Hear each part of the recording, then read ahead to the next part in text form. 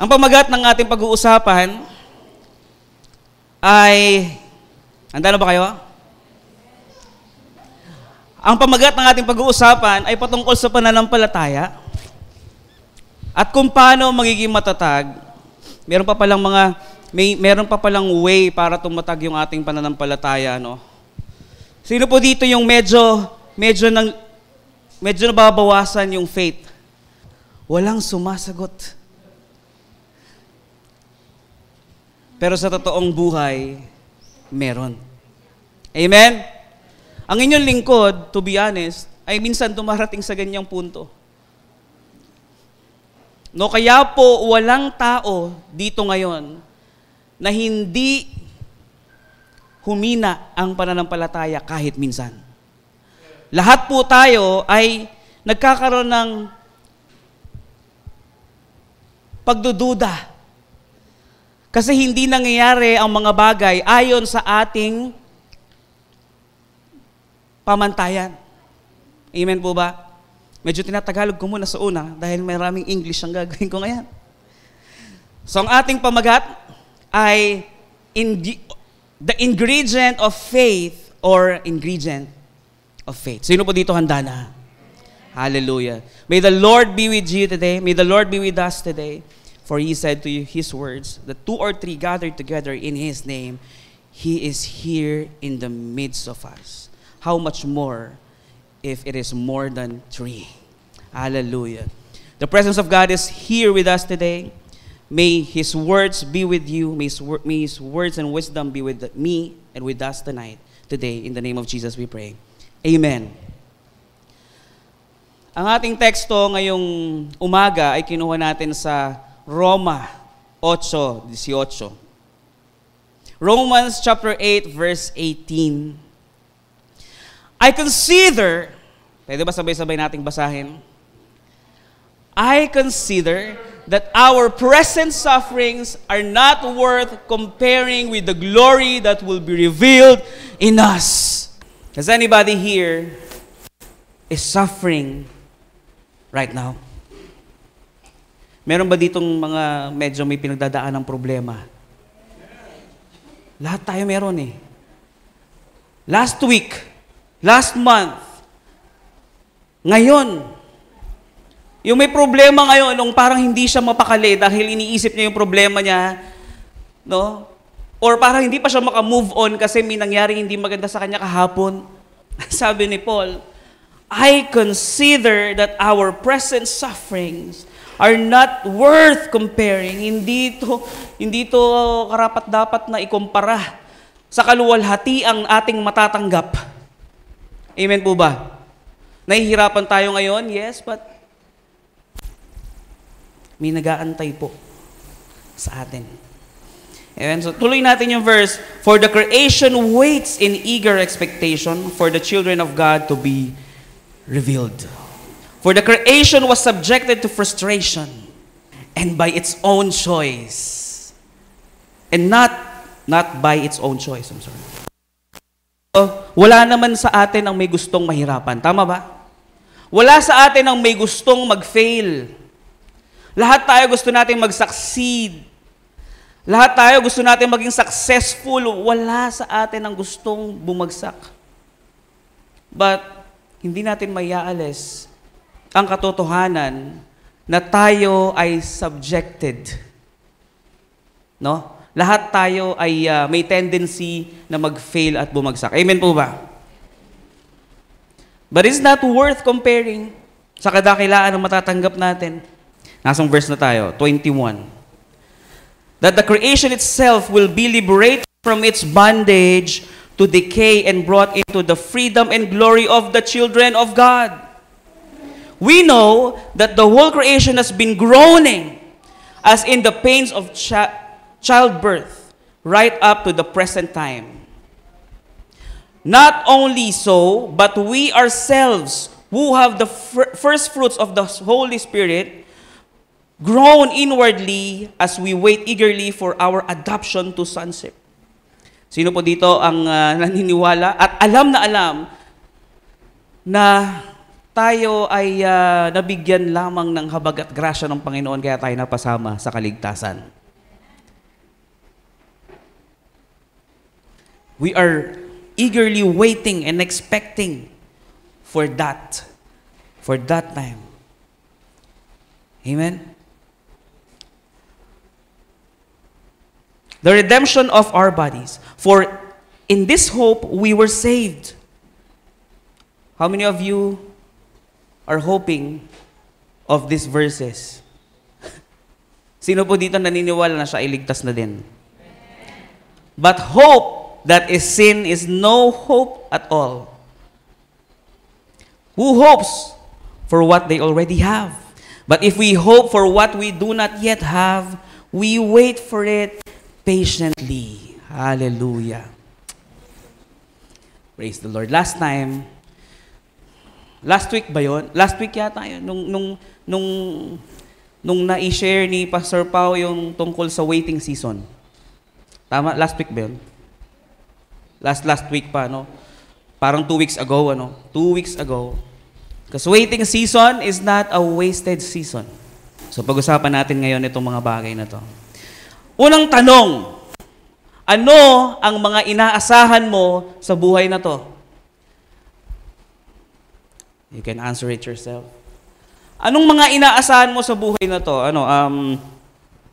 Magkaroon ng magandang trabaho, magkaroon ng magandang buhay, magkaroon ng magandang bahay, magkaroon ng magandang... Basta lahat ng maganda gusto natin. Tama, mali? Sino may gusto ng pangit? Wala. Lahat tayo gusto natin maganda. Amen? Sino naman dito ngayon ang gusto sakto lang? Sino sa atin ngayon yung gusto pwede na? Wala kayong gusto? Mga kapatid, patience is not the ability to wait. Patience is about how you wait. Amen po ba? Dahil nakakainip, mga kapatid, nakakainip magantay, sa totoo lang. Sino po dito yung naranasan ng maggantay ng napakatagal? Madalas nag-aantay yung mga lalaki sa kanilang mga nililigawan, sa kanilang mga nobya, no? Ang swerte ng mga lalaki kung sila yung inaantay ng mga babae. Di ba, no? Pero ang lalaki, napakahaba ng pasyensya sa pag-aantay. Meron din mga babaeng ganyan, di ko naman nila lahat, no? May mga taong napakahaba ng pasensya sa pag-aantay, pero may mga tao rin hindi talaga kayang magantay. Sunduin kita. Okay, sige, sunduin mo ako. Ano oras uwi mo? Mga 5. Dumating, mga saktong 5. 5:15 na, wala pa na. Asan ka na? Andito na ako sa labas ng office nyo. 15 minutes na, wala pa rin. Wait lang. Sino dito nakaka-relate? Aba, asang oras na nag-aantay? Pag mahal mo yung tao, iiwan mo, hindi. Yung iba iniiwan kahit mahal.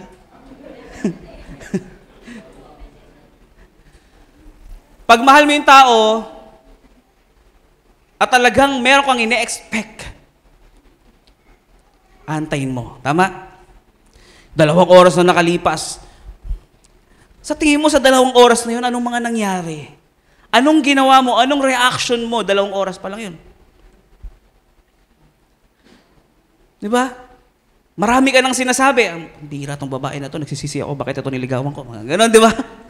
Pambira tong lalaki to, nagsisisi ako, bakit ito sinagot ko? Napakatagal kumilos. Marami tayong sinasabi. Pero, pag nakaharap mo na, hi, hello, I love you. O kaya medyo pagbabae, di ba, medyo magdadabog-dabog, tagal mo naman, nakakairita ka. Ay, maganyan, no? Tapos pag tinanong, saan mo gusto kumain? Kahit saan.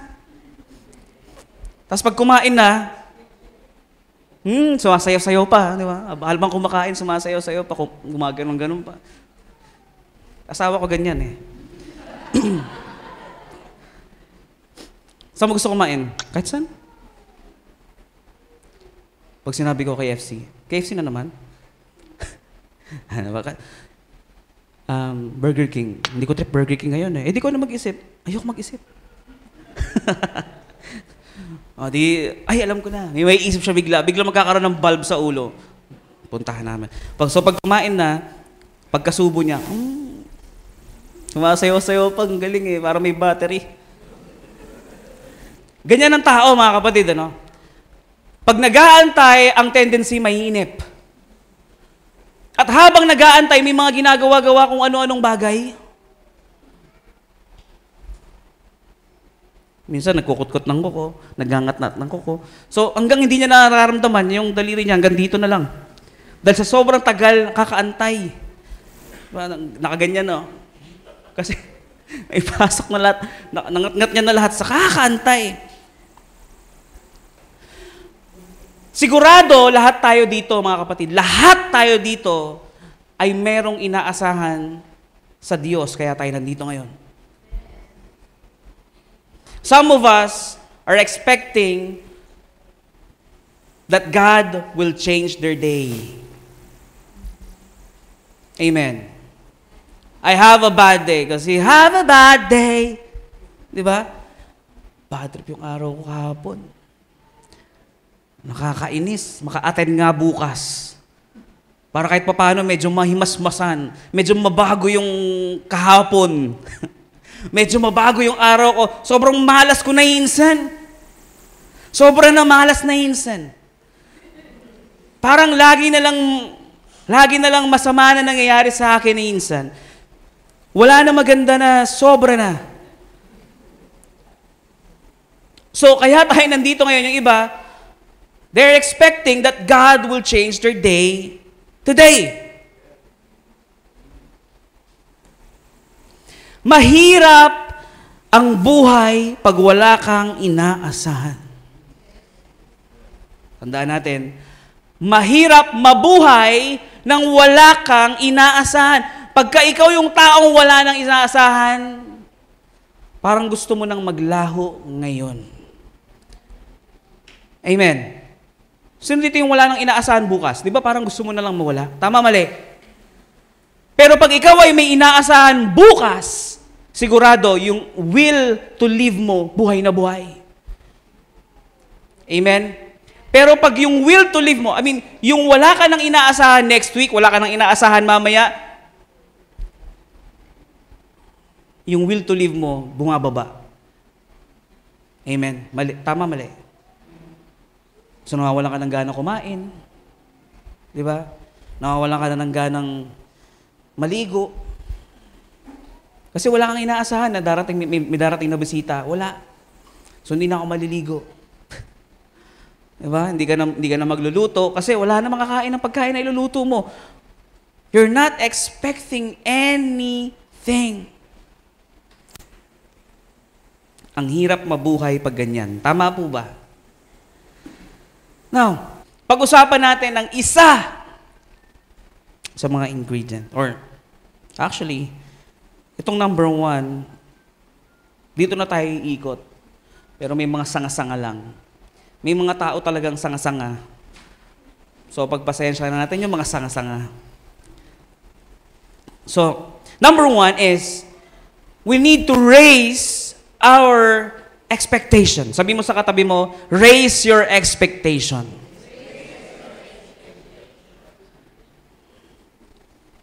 Posible ba nataasan mo yung expectation mo?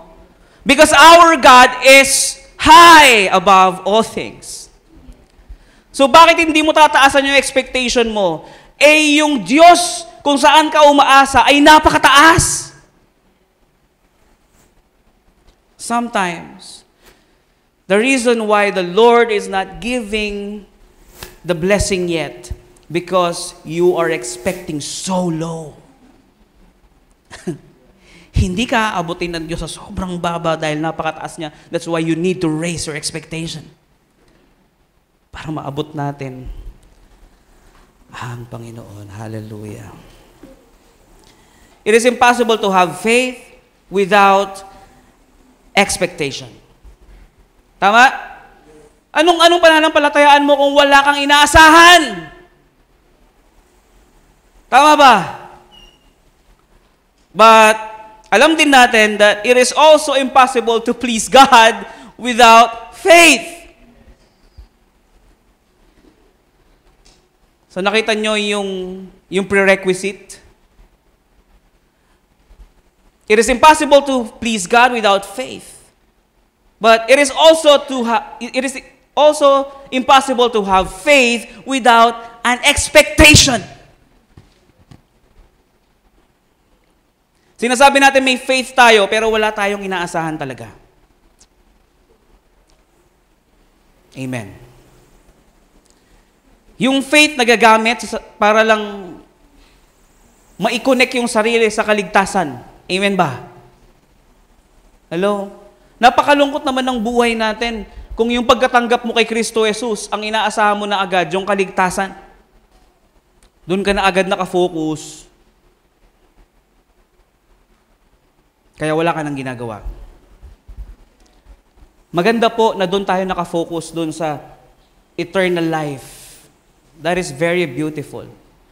But, yung ginagawa natin while we are focusing to the eternal life matters. Amen po ba? Hallelujah. Acts chapter 3, verse 3. Tingnan natin ito mga kapatid. I will give an example ng tao na binabaan na yung expectation niya dahil naiinip na siya sa kanyang kalagayan. When he saw Peter and John about to enter, he asked them. Sino tinanong? Si Peter and John. Sino nagtatanong? Yung paralyzed.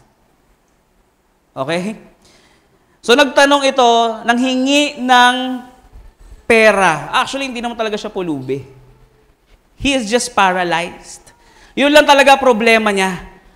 At yun ang kailangan mo solusyonan. Tama, mali? So, Peter looks straight at him. Ganon din si John. Then Peter said, tignan mo ako mabuti. Look at us! So the man gave them his attention. Sa tingin nyo, bakit itong tao na ito ay ibinigay yung attention kay Peter nung nanghingi siya ng money? This man is asking for money. He's begging for money. But Peter says, look at us. Straight into my face. Bakit tumingin yung lalaki? Because he is expecting for something. Nahingi siya ng money, nahingi siya ng pera, at itong tao na ito, itong paralisado na ito, is expecting for money. Kasi yun yung hinihingi niya. Tama, mali? Expecting to get something from them. From Peter and John. Then Peter said, ito yung makulit, no? Silver and gold I do not have. Wala ko niyan. But what I do have, I give you.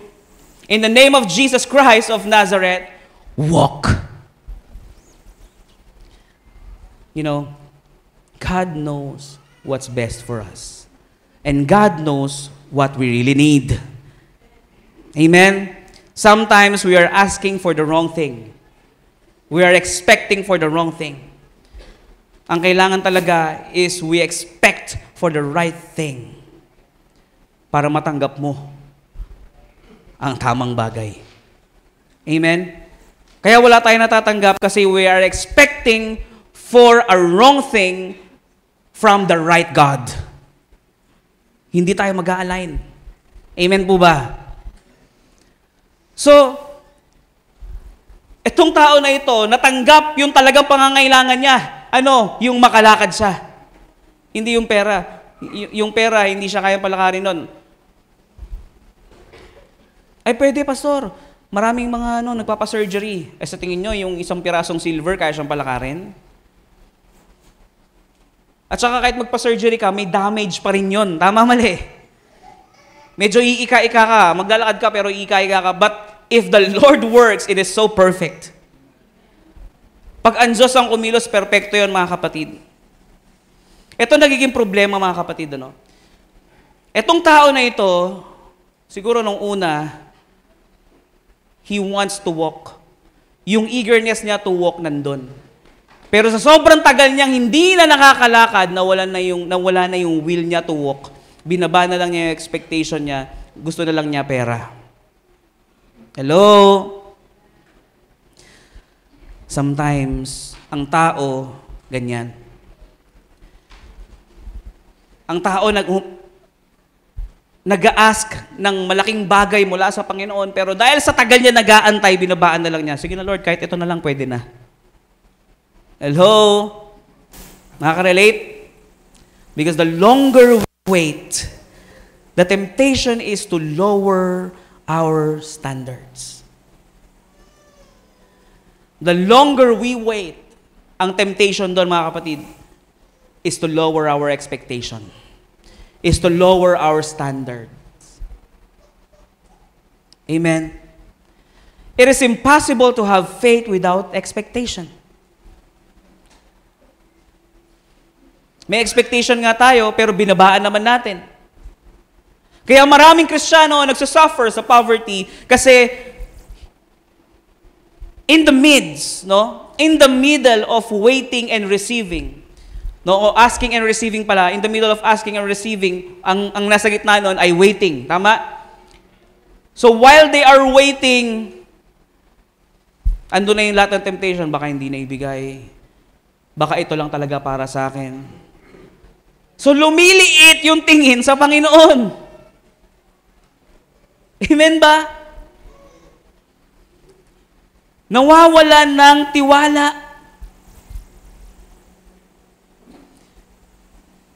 Tingnan mo. Yung tao na paralisado, bago siya makalakad, he needs to raise his expectation. Mabilis yung mga pangyayari. So, before we receive something from the Lord, we need to raise our expectation. Amen? Expectation to believe.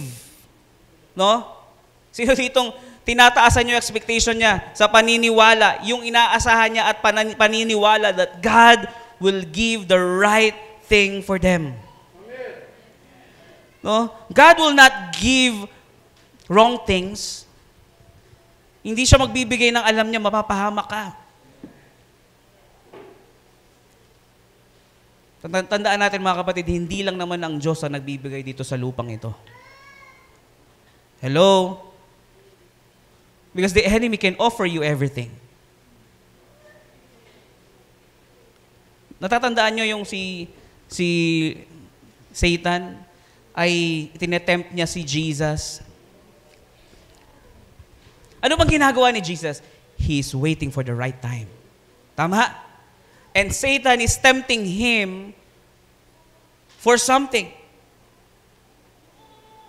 So tayo, habang nag-aantay tayo doon sa ipinapangako ng Diyos sa atin, merong temptation tayong matatanggap. To lower our standards or to do something para mas mapabilis yung pagkuha mo doon sa gusto mong makuha. Hello?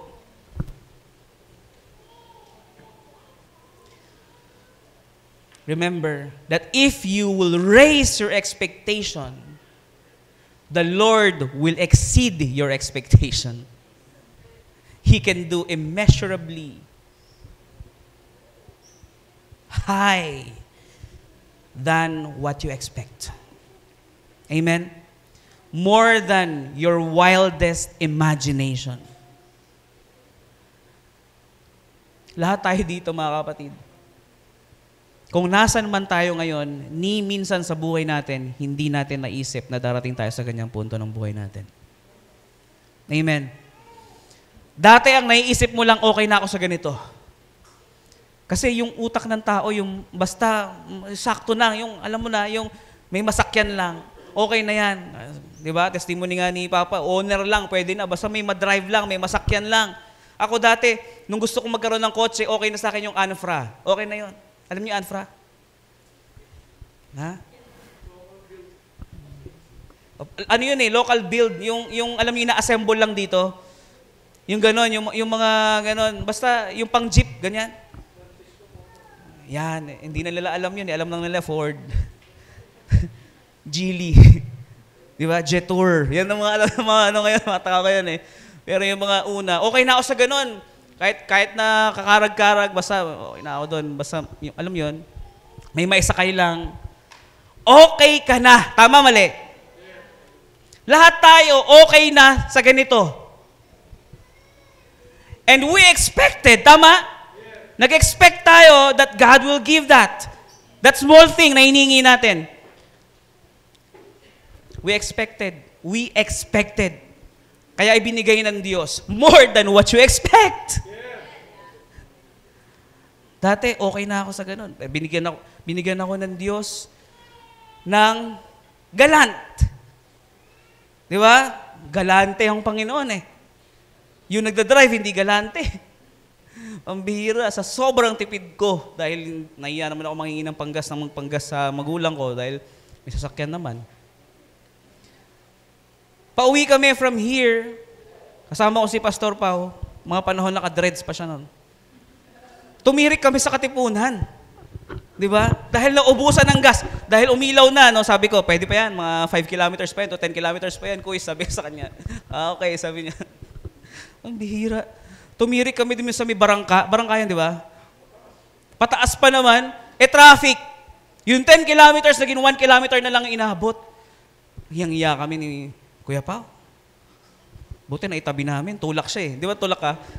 Tulak siya para maitabi lang kasi nasa gitna kami. Taas lakad kami doon sa may Petron. Buti may galon. Wala pa tayong galon nun eh. Hindi naman namin na-expect na maubusan kami ng gas. Ang nakakahiyang tirek, mga kapatid, yung maubusan ka ng gasolina. Pero, habang naubusan kami ng gas, habang nagkakarga na ng gasolina, tapos nung nagkaroon na ng gas, ang sinasabi ko noon, buti nga may kotse. Buti okay lang maubusan ng gas. At least may sasakyan. Di ba? Mahirap yung maubusan ng gas na wala kang kotse.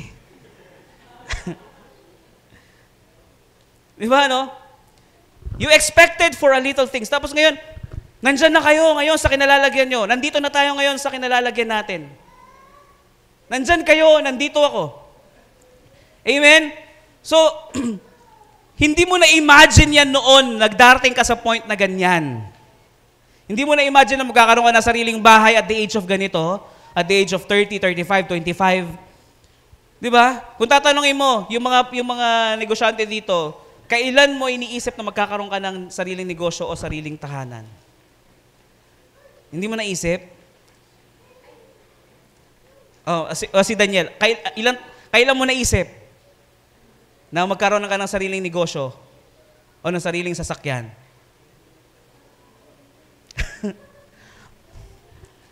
Pero most of us naman, ang 26 naisip mo, ilang taon ka pa lang ngayon? 24. 2 years na lang. Di ba? Ang timeline ng Panginoon na hindi pareha sa timeline natin. Minsan madedelay kasi yun yung right time, alam niya, prepared ka na. Minsan mas mapapaaga kasi nakita niya, prepared ka na. Kaya huwag tayong maiinip, huwag din tayong magugulat. Magpasalamat tayo sa Panginoon every season. Kung ibinigay niya on time doon sa ina-expect mo, praise be to God. Pag hindi niya ibinigay doon sa time na ina-expect mo, praise be to God. Kasi isipin mo, pag binigay niya yun sa time na ina-expect mo pero hindi ka pa prepared, mapapahamak ka. Yes. Hallelujah. Ang Panginoon, mga kapatid, hindi siya namatay sa krus ng Kalbaryo para baguhin lang yung araw mo ngayon. Namatay siya sa krus ng Kalbaryo para baguhin yung buhay mo. Hallelujah. Nanggigigil ako. Namatay ang Panginoon sa krus ng Kalbaryo hindi lang para baguhin yung 1 araw, 2 araw, 3 araw ng buhay mo. Namatay siya para baguhin yung buong buhay mo hanggang sa mamatay. Hanggang sa kaluwalhatian, hanggang sa pagdating ng kanyang kaluwalhatian sa atin. Amen po ba? Hallelujah. But the thing is, mga kapatid, this is the thing. This is the thing. While we are waiting, while we are doing the things that we are doing now for the Lord. Sino pa dito ang gumagawa para sa Panginoon? Lahat tayo nandito, we are serving the Lord. Amen? The thing is, while we are doing it, our first love has gone.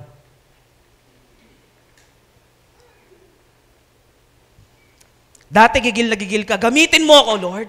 Please, gamitin mo ako. Gamitin mo ako. Gusto kong magpagamit sa iyo. Kahit saan mo ako gamitin, kahit sa ushering lang po. Kahit tagalinis ng CR, Lord, basta gamitin mo lang ako. Kung ginagamit mo yung ibang tao, I believe, ako din gagamitin mo. Please, gamitin mo ako. Sabi ng pastor, sino po dito ang gustong sumama ko po? Wala pa pong sinasabi. Sino po dito ang may gustong sumama sa ministry ng paglilinis ng CR? Ako po. Sige po. Sino po dito ang gustong sumama sa ministry ng paghayo? Ako po. Sure ka, wala pang sinasabi kung saan? Sa Sorsogon. I love Sorsogon. Gusto ko po yung Sorsogon. Meron po ako damit niyan, I love Sorsogon. Gusto ko pong humayo dyan. Gigil na gigil tayo magpagamit sa Panginoon. Dati-rati, laman ng puso mo ay ang pangalan ko. Di ba? Dati gigil na gigil ka magpagamit sa Diyos. Pero nung binigyan ka niya ng trabaho, nung ginagamit ka na niya, nagko-complain ka na. Lahat tayo, dumaan tayo sa punto ng buhay natin na lahat gusto nating ibigay sa Panginoon. Tama, mali? Kaya, ang sarap panoorin, di ba? Ang sarap tignan ng mga bagong Kristiyano. Yung mga bagong Kristiyano kasi, sila yung talagang naniniwala sa Bible. Naniniwala sila that God will do it. Ganyan po yung mga bagong Kristiyano. Tama? Yung mga bagong tanggap, yung na-touch talaga, hallelujah. Umiiyak talaga. Talagang tumanggap sa Panginoon, natumba pa. Pagbangon nila from sa tumba, doon sa pagkakaslain nila, pagbangon nila, please, Pastor, gusto ko magpagamit sa Panginoon. Gigil na gigil magpagamit sa Panginoon. Nung ginagamit na ng Panginoon at yung resources niya, pati resources niya tinatamaan na, Lord, bakit naman ganito? Grabe naman, hindi naman ganito yung ine-expect ko. Nagre-reklamo na. Diba? Gusto mo paggamit, pero nung ginagamit ka na, nagre-reklamo ka na.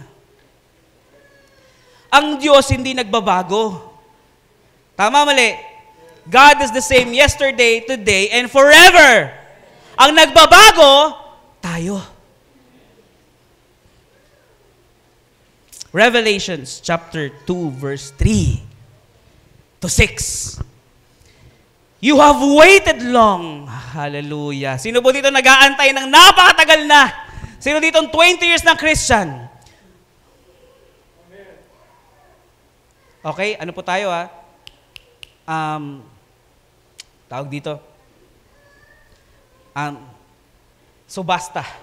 Sino po ditong 18 years na? 18 years, sakto? Ang galing, no? Who will go for 17 years? Huh? Does anybody here wants to go for 16 years? 15 years. Hallelujah. 10 years. 1 month. 2 days. Di ba? Ito po ang sinasabi sa atin ng Panginoon. You have waited long and have not given up. Palakpakan niyo sarili niyo. You have not given up. You have waited long. Diba? You have suffered because of me. Na-appreciate ng Panginoon. Hallelujah. Tama ba? You have kept going on and on. You have kept going on and have not become tired. Hindi ka napagod. Tama? But I have this one thing against you.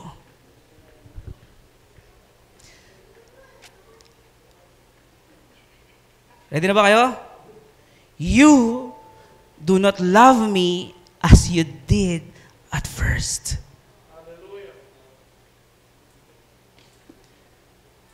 Nakita niyo mga kapatid, God really appreciated our efforts, our patience, our faith. Di ba? Our waiting season. Tama? Na-appreciate niyo yun. Ulitin natin ha. You have waited long and have not given up. Hindi ka You have suffered because of me. Napapersecute ka ng mga kaibigan mo because of my name. Napapersecute ka ni Satan because of me. Di ba? Nagkasakit ka, nahirapan ka because of me. Because the devil wants to sift you. Tama? That's because of me. You have kept going on and have not become tired. Hindi ka na pagod hanggang ngayon, hindi ka pagod. 20 years ka na, 25 years ka na, 30 years ka ng Christian, 30 years ka ng tagasunod ng Panginoon. Hindi ka na papagod, but I have this one thing against you, says the Lord. You have forgotten your first love. No? Hindi mo na ako mahal tulad nung una. Di ba? Hallelujah. Tatanungin ko kayo, pag yung asawa mo nagsabi sa'yo niyan, isang katutak ang luluhain mo. Tama, mali? Love. Di ba? Kung ano man tawagan ninyo. Darling. Tita darling. Hello. Baby. Di ba kung ano man tawagan ninyo? Alam mo, na-appreciate ko lahat ng pagod mo, lahat ng pagpapagal mo, pagtatrabaho mo sa pamilya natin. Para sa pamilya natin, para may pakain ka. Hindi ka sumusuko. Hindi ka sumusuko. Pero ito lang yung ayaw ko sa'yo.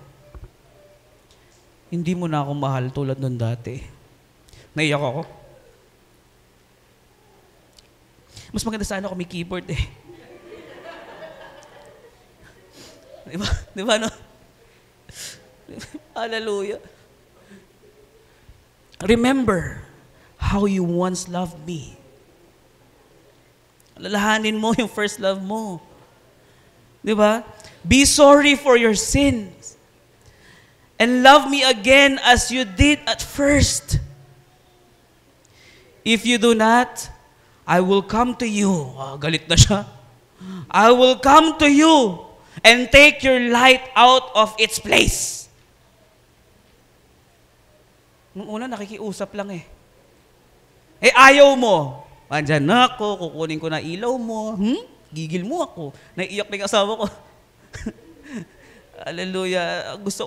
Medyo binali ko lang kasi naiyak na din ako, baka hindi ko maituro eh. Hallelujah. Sino po ditong pinapang-usapan ng Panginoon ngayong araw na ito? Go back to your first love. That is also one ingredient for our faith to be strengthened. Go back to your first love. I will do this, sabi ng Panginoon, unless you are sorry for your sin and turn from it. But you have this. You hate what the Nicolaitans do. I hate what they do also. Iisa naman tayo ng isip eh. Di ba? Tama, mali. Di ba ayaw mo din naman yung mga ayaw ng Diyos? Di ba ayaw mo ng mga makakasalanan? Ayaw mo ng mga maling gawa? Ayaw mo ng yung mga nakikipagdebate pa? Ayaw mo ng mga masyadong nagmamaru? Tama, mali. Ayaw din ng Panginoon yan. Parehas tayo ng ayaw. Parehas ng Panginoon, di ba? But the thing is, ang gusto ng Panginoon, humihi ka ng tawad. No? Be sorry for your sins. And go back to your first love. Gaya ng mga bagong Kristiyano na sobrang in love sa Panginoon, yung mga bago pa lang dito na sobrang in love sa Panginoon, this is a warning for you. Wake up call, gising ka pa, ginigising ka na agad. Diba? Ito naman, wake up call naman ito para sa mga Kristiyanong natutulog. Para sa mga nawala na yung pag-ibig sa Panginoon. Yung nandito na lang kasi nakasanayan na, naging tradisyon na. Tama o mali? Diba? Pero yung pag-ibig talagang naglaho na. Mga kapatid, we need to go back to our first love.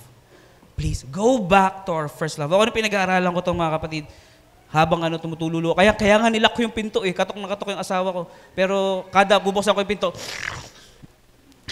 yes, love? Ayun. Hirap.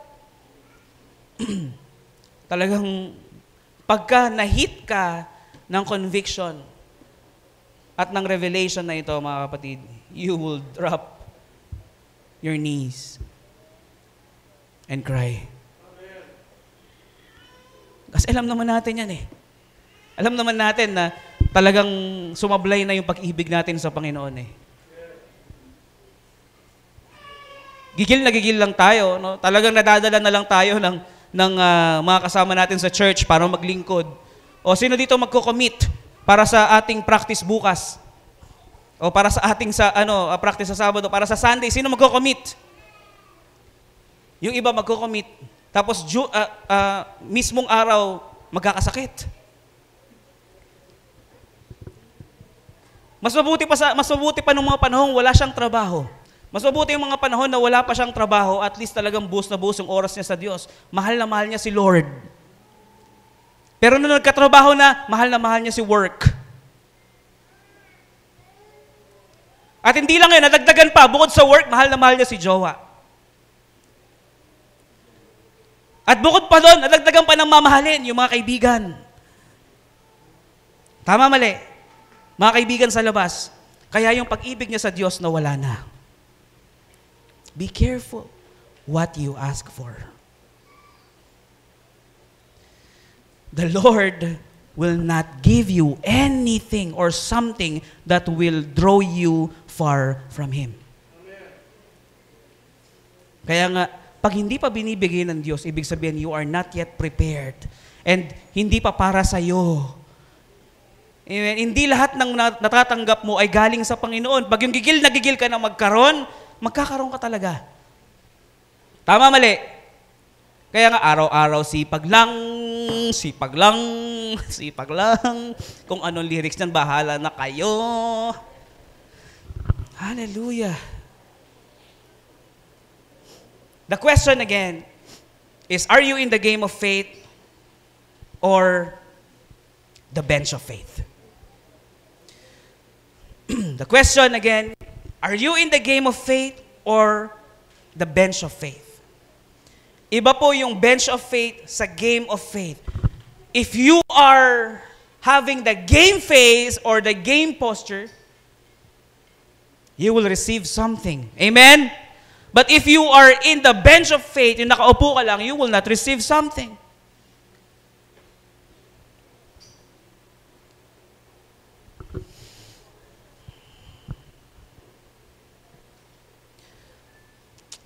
Alam niyo po, yung mga baby, hindi natin sila maintindihan. Tama? Pagka yan umiyak, alam mo na may gusto siya. Tama, mali? Hello? Ay, hindi nyo alam? Pag umiyak yung baby, alam mo may gusto siya. Hindi yan iiyak na walang dahilan. So ikaw na magulang, ibibigay mo kung ano yung gusto niya na nakikita mong kailangan niya. Tama? Tingnan niyo mga kapatid. Tayo, when we pray, at hindi mo na din alam kung anong gusto mo, at hindi mo din alam kung ano talaga ang para sa'yo, dahil ang Diyos lang ang nakakaalam, you will pray in the Spirit. Hello? Mapapadasal ka na lang talaga sa Spirit. Hindi mo naiintindihan kung ano sinasabi mo. But the Spirit knows it. That is faith. Amen? Hallelujah. Being in the game of faith is having a different posture. Di ba pag yung game ka na, yung posture mo, bat out. Tapos, game face. Ready ka na para makipaglaban. Pero pag nasa bench of faith ka, ganyan, nakaupo, di ba? Parang wala kang inaasahan. We need to be in the game. Amen? Yung mga nasa game, yun yung mga may ina-expect na prize. Tama? Pero yung mga nakaupo, yun yung mga nanonood lang at walang ina-expect na prize. Tama o mali? Nung nagpunta kami sa Sky Drive, sa Sky Ranch, gusto maglaro ni Brielle yung susungkitin yung duck. Di ba? Before kami maglaro, pinapanood lang namin. Kasi parang ang mahal, 300 pesos. Mura pa nga yun kasi off-season Nagpunta kami ng Sky Ranch, parang parang haunted park. Walang katao-tao, tuwa pa kami. Ayan, hindi crowded. Nung nandun na kami, parang gusto na, uwi na tayo. Parang ang pangit pala pag walang tao. Parang haunted park. Haunted amusement park. Nung nandun kami, doon sa mga ducks, tinitignan namin yung mga prize. Ang gaganda. Nakakuha niya na agad? Hindi pa. Okay. So nandun kami, pinapanood namin, laro ba tayo? Sa tingin nyo ba, habang nag-uusap kami, at habang pinapanood namin yung mga umiikot na duck doon, may makukuha kami? Not until you register. Not until you pay. Not until you include yourself in the game. Not until you join, tsaka ka may makukuha. Amen po ba? Yes. Hallelujah. Sa pag-iintay natin, sa pag-aantay natin sa Panginoon, don't just wait on the bench, but wait while you are in the game. Hallelujah. Purihin ang Panginoon. Bakit in the game? Kasi inside the game, sometimes you lose, sometimes you struggle, sometimes you stumble. Amen? But one thing is for sure. Pag ang game na sinalihan natin ay sa Panginoon, you will win for sure. Habang nag-aantay sa Panginoon at parang papetiks-petiks ka lang, wala kang ginagawa, alam mo yun, chill ka lang, yung parang wala kang inaasahan, you are in the bench of faith. Di ba? Alam mo lang, naligtas ka, okay ka na. Pero ang hirap nun, wala ka talaga marireceive. Amen? Huwag tayong matakot na mag-fail. Because failure is not a limitation. Tandaan natin, it is just gearing up for something. Alam mo yun, yung bumubuelo, pag nag-fail ka, pag nag-fail yung inaasahan mo, pinapabuelo ka lang ng Diyos for something big. Pag meron kang inaasahan tapos nag-fail, hindi ibig sabihin nun na ayaw ng Diyos. As long as it is aligned by the will of the Lord, asahan mo darating. Pero pag nag-fail at tipong frustrated ka na kasi hindi pa dumarating, wag kang mawawalan ng pag-asa. Kasi pinapabuelo ka lang ng Diyos. Alam niyo pag bumubuelo ang tao, 'di ba? Alam niyo yung tawag doon, tirador. The longer na buwelo, the strongest or the stronger it throws. Tama? Mas malakas na hatak, mas malakas na bato. Tama? Hallelujah. Sino dito naniniwala na after that frustration and failure, mas malayo pa ang pagdadalhan sa'yo ng Panginoon? It is not a limitation. It is just a gearing up for something. Amen? Remember this, our future is already secured. Secured na future natin. Do you believe that? Our future is secured if you are with the Lord. If you have the Lord. But our reality is frustrating and failure. Hello? Yung future natin, secured na yan. Pero ang realidad ng buhay natin, nakaka-frustrate kasi hindi lahat umaayon sa ating expectation. Hindi lahat umaayon sa inaasahan natin. Hindi lahat umaayon doon sa timeline na gusto natin. Nakaka-frustrate eh. Tama? But, it is a part of your progress. No? Parte yung mga failure and mga frustration mo sa buhay para mas maging matatag at malago ka. Dahil kung walang failure, walang frustration, walang heartbreaking, walang breaking ng sarili, ano nga asahan mo? Di ba? Isang pitik lang, babagsak ka na. Pag walang training, ang hirap. Tama, mali. Kita niyo yung mga taong well-trained talaga sa gym or sa yung pagiging atleta. Kita niyo si Yulo, di ba kahit anong bato mo, tatayo eh. Kahit anong hagis mo sa kanya, pagbagsak, nakatayo pa rin eh. Grabe, no? Parang may weight sa paa eh. Alam niyo yung mga laruan na gano'n? Yung may weight sa paa? Yung kahit anong hagis mo, pagbagsak, ganun lang yun. Well-trained eh. Pero subukan mo. Sumali si Yulo, kulang sa training, bagsak yun. Pero dahil well-trained siya, nung sumali na sa game, gold medalist. Tingin nyo, hindi in-expect ni Yulo yun? He expected that. Why? Because he trained harder. If you train harder, expect mo na yung matinding pagpapala ng Panginoon. Amen. Hallelujah. Well, this is also one thing. Let us not be a silver, alam niyo, silver medal syndrome. Alam niyo yun? Alam niyo silver medal syndrome? Pag silver medal syndrome, ano mas mataas, silver or bronze? Silver, di ba? Pag silver medal syndrome, yung pagka na-receive niyo yung silver, tingnan niyo yung mga nasa Olympics or yung mga nasa awarding, pag silver nakuha, parang hindi pa siya, no? Parang mas gusto niya pa. Kung mas inano ko sana malapit na gold na Di ba? Dapat ganito ang daming regrets, tama? Tingnan niyo yung bronze.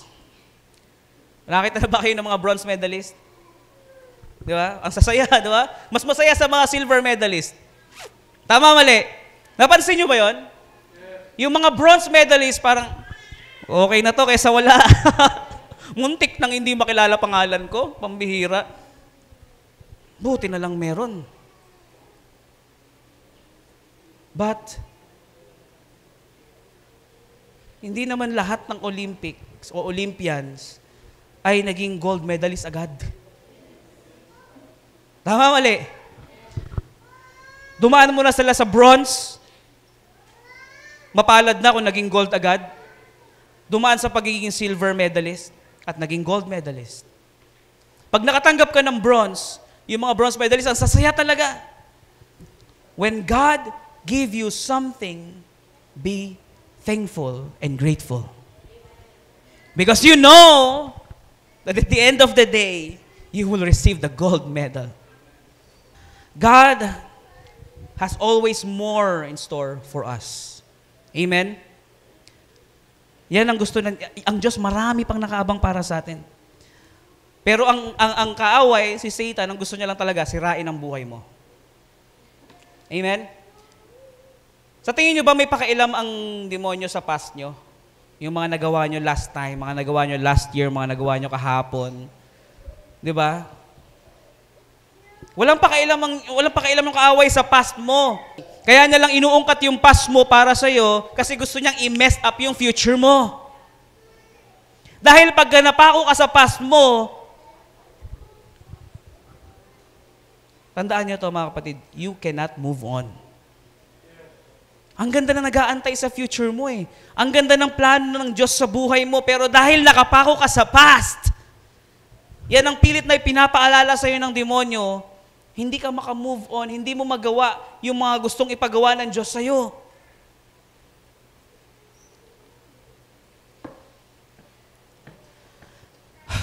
The only thing more important with you or with who you are. Mababasa nyo ba? Pwede ba sabay-sabay natin basahin? The only thing more important with who you are today is who... Amen ba? Yan yung pinakamahalaga. Kung magiging sino ka in the future. Amen? Hallelujah. Expectation is coupled with disappointments and frustration. Tandaan natin yan. Pag meron kang ina-expect, hindi mo may iwasan talagang merong disappointment, failure, and frustration. Tama? But if we manage the frustration well, or the failure very well, it always leads us to a revelation. Amen? Pansinin niyo yung mga sobrang lalim talaga sa Panginoon, yung mga nakabuo ng sobrang deep relationship with the Lord, dumaan yan sa failure, frustration, and disappointments sa buhay. Kasi while in the midst of disappointment, the Lord is revealing something to them. Na kaya nagkaganyan kasi ganito. Kaya nagkaganon kasi ganire. Tama, mali? Alam mo, nung mga oras, nung mga panahon na ako ay nasa gitna ng failure at frustration and disappointment, doon ko naisip na lahat pala ng gusto kong subukan ay worthless. Kaya wag na lang. Wag na lang. Wag na lang. Di ba? Bakit susubukan ko pa ulit? Alam ko na yung naging result. Kaya kahit napakaraming temptations, ayaw mo na. Kasi nag-reveal na ang Diyos sa'yo dun sa disappointment and failure mo. Pero pag walang failure, pag hindi pa nag-fail, hindi pa nag-frustrate, parang gusto mo pang subukan lahat ng bagay. And the good thing, mga kapatid, God is so good. Kaya kami nandito ngayon, mga pastor, kaya ka nakakarinig ng mga salita ng Diyos, may mga examples, may mga testimony, para hindi mo nasubukan. Ganon kabuti ang Diyos sa buhay mo. Kasi may revelation na. Hindi tulad ng mga naka-experience mula ng frustration tsaka nag-reveal. Tama, mali? In everything that we are hoping, in due season and time, God will reveal it to you. Lahat ng mga bagay na inaasahan natin, in due time, God will reveal things to you. Amen? Romans chapter 8, verse 22. We know that the whole creation has been groaning. Minasa natin kanina, di ba? As in the pains of childbirth, right up to the present time.